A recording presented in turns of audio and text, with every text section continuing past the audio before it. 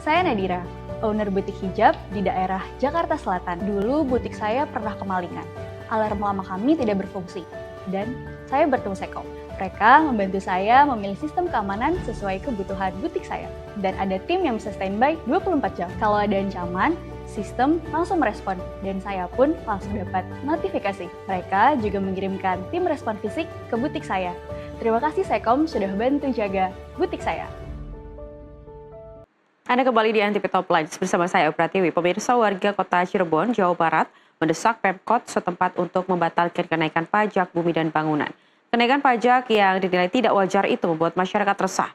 Sementara itu, Wali Kota Cirebon membantah telah menaikkan pajak bumi dan bangunan sebesar 10 kali lipat.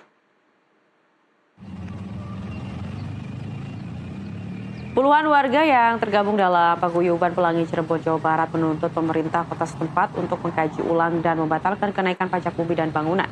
Tuntutan ini disampaikan karena mereka menilai kenaikan pajak bumi dan bangunan yang ditetapkan sangat memberatkan masyarakat. Dharma Surya Pranata, salah satu tokoh masyarakat Tionghoa, mengatakan kenaikan pajak sebesar hampir 1000% ini sangat meresahkan masyarakat, apalagi kebijakan ini justru keluar di saat ekonomi warga belum penuh pulih pasca pandemi.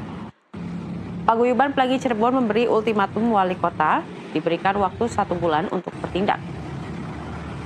Jika belum ada kebijakan untuk menurunkan pajak PBB, maka gelombang aksi akan semakin besar.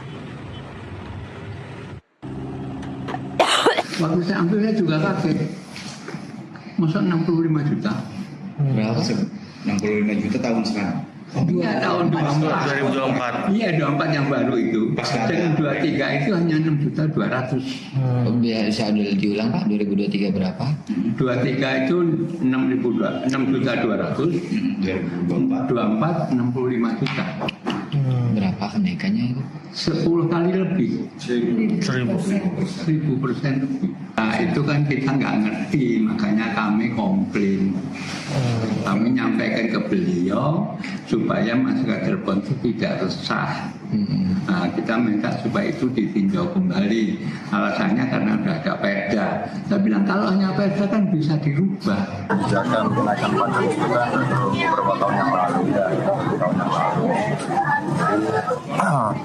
Itu sebenarnya tidak sampai 1000%. Namun saya sebagai kepala daerah yang baru sudah 1 bulan yang lalu kita bahas tentang PBB tersebut. Mudah-mudahan dalam minggu ini kita sudah tahu dan formulasi yang kita buat itu mudah-mudahan sesuai dengan keinginan masyarakat. Sudah hampir belasan tahun tidak diapresa NJOP bidang tanahnya.